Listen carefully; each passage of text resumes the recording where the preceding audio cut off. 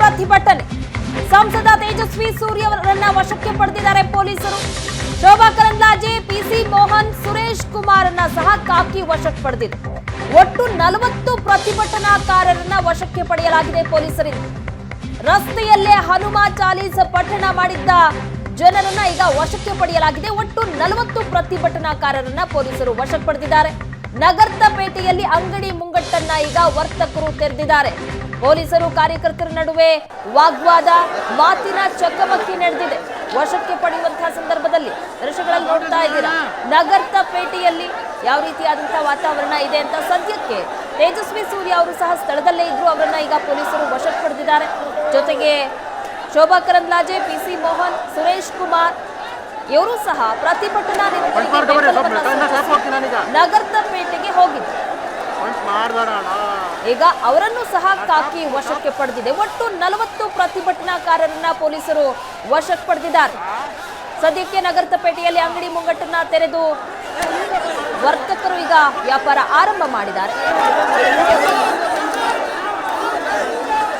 ಪ್ರತಿಭಟನಾಕಾರರನ್ನ ವಶಕ್ಕೆ ಪಡೆಯುವಂತಹ ಸಂದರ್ಭದಲ್ಲಿ ಮಾತಿನ ಚಕಮಕಿ ನಡೆದಿದೆ ಪೊಲೀಸರು ಹಾಗೆ ಕಾರ್ಯಕರ್ತರ ನಡುವೆ. ನಗರ್ತಪೇಟೆಯಲ್ಲಿ ವರ್ತಕರೆಲ್ಲರೂ ಸಹ ಪ್ರತಿಭಟನೆಗೆ ತೊಡಗಿದ್ರು. ಯಾಕಂದ್ರೆ ಭಾನುವಾರ ಸಂಜೆ ಮುಖೇಶ್ ಅನ್ನುವಂತಹ ಮೊಬೈಲ್ ಅಂಗಡಿಯ ಮಾಲೀಕನ ಮೇಲೆ ಹಲ್ಲೆಯಾಗಿತ್ತು. ಹನುಮಾನ್ ಚಾಲೀಸನ್ನ ಹಾಕಿದ್ದಕ್ಕೆ ಹಲ್ಲೆ ಮಾಡಲಾಗಿತ್ತು.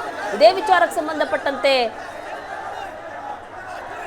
ಅಂಗಡಿ ಮುಂಗಟ್ಟುಗಳನ್ನ ಬಂದ್ ಮಾಡಿ ಇವತ್ತು ನಗರ್ತಪೇಟೆಯಲ್ಲಿ ಪ್ರತಿಭಟನೆಯನ್ನ ಮಾಡ್ತಾ ಇದ್ರು. ಸದ್ಯಕ್ಕೀಗ 40 ಪ್ರತಿಭಟನಾಕಾರರನ್ನ ವಶಕ್ಕೆ ಪಡೆದಿದ್ದಾರೆ ಪೊಲೀಸರು.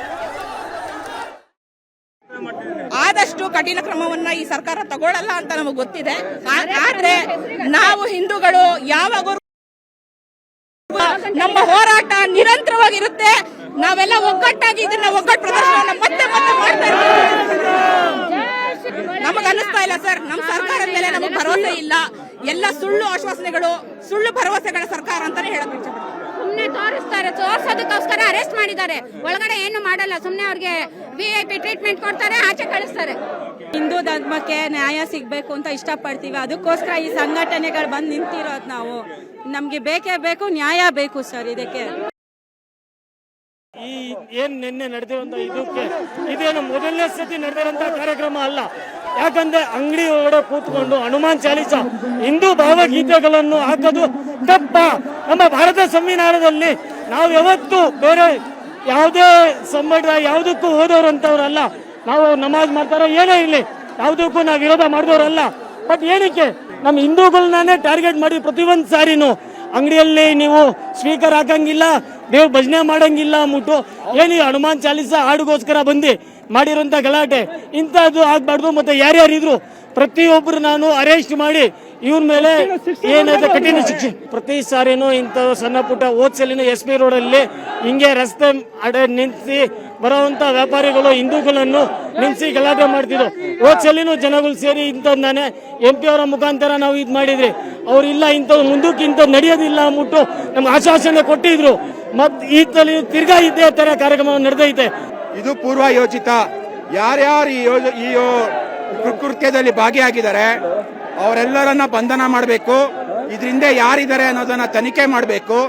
ನಮ್ಮ ದೇಶದ ಸಂವಿಧಾನದಲ್ಲಿ ಎಲ್ರಿಗೂ ಅವರವರ ಧಾರ್ಮಿಕ ಆಚರಣೆಯನ್ನ ಆಚರಿಸೋದಕ್ಕೆ ಸಂವಿಧಾನ ಹಕ್ಕನ್ನ ಕೊಟ್ಟಿದೆ.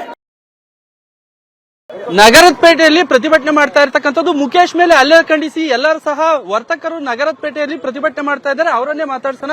ಸರ್ ಹೇಳಿ, आप किस लिए प्रतिभटना कर रहे हैं? देखो, प्रतिबंध इसलिए कर रहे हैं कि मैं राजस्थान से हूँ, बीकानेर जिले से गौरक्षा हिंदू रक्षा के प्रति काम करता हूँ। विश्व हिंदू संगठन से राष्ट्रीय अध्यक्ष हूँ। मेरे को कल सूचना मिली कि भाई राजपूत समाज एक हिंदू समाज का बच्चा है, राजपूत समाज को साइड में सबसे पहले हिंदू का मुद्दा उठता है। तो मेरे को सूचना मिली, आज हम यहाँ पे आए, लेकिन कांग्रेस सरकार ने इस बात को दबाने की पूरी साजिश रची है। हमको जो आवाज उठा रहा है उसको गाड़ी के अंदर डाल के जेल में ले जा रहे हैं, उसके साथ षड्यंत्र राज रचा जा रहा है। ये बिल्कुल एक हिंदू समाज की आवाज को दबाने की कोशिश की जा रही है कांग्रेस सरकार की। ये हिंदू कभी भी ये चीज सहन नहीं करेगा, क्योंकि आज इसके साथ हुए कल किसी और के साथ भी होगा। हमें तो न्याय चाहिए। ये आवाज, हमको न्याय चाहिए। मुजरिम है, उनको कड़ी से कड़ी सजा होनी चाहिए। मुकेश के हमने बात की है, मुकेश के आप जाके देखोगे आप खुद, वो जख्मी हो रखा है, चाकू से उसके वार करने की बात क्या है कि वो हिंदू समाज का अपने हनुमान चालीसा बाज रहा था, उसको बोला आवाज कम कर, वो बोला भैया तुम्हारा धर्म है, मैं मेरा धर्म का पालन कर रहा हूँ, नहीं बंद कर। ये कोई राजनीति नहीं होती है। जैसे